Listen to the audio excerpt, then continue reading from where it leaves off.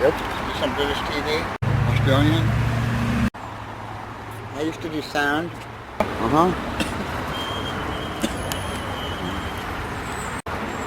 I used to do sound for feature films.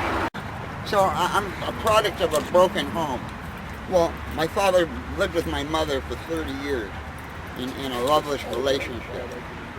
You know, but I never saw any affection. There was just always arguing. I never saw any love making, anything like that. And like 50 years later, I go to my dad, and I have one younger brother. And I ask my dad, can I ask you a personal question? And he goes, sure, son, anything you want. And I go, did you ever have sex with mom more than twice? And which mean I'm right. You know, me and my brother, twice. And he looks at me and says, yes, son, I hate to break it to you, but I did have sex with your mother more than twice. And he pauses and looks away and comes back and this wasn't very good. And my dad looks at me, and he puts his hand on my shoulder, and he goes, son, don't get me wrong. I love your mother very much, but I lived with that bitch for 30 fucking years.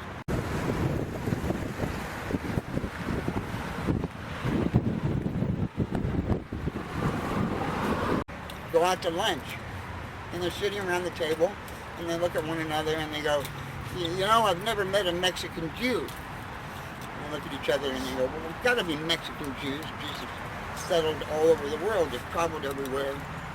Armenian Jews, Polish Jews. Well, I've never met a Mexican Jew.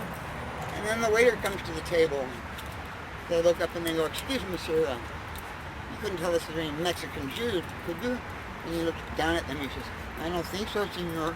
I'll go back in the kitchen and check with my boss. He walks back there and comes back a few minutes later, shaking his head. There are no Mexican Jews. Are you sure? Are you sure? And he said, wait, I'll go back and check with one more guy. He goes back in the kitchen one more time. He comes back down, shaking his head one more time. He goes, there are no Mexican Jews. We have orange juice, grape juice, apple juice, but no Mexican juice.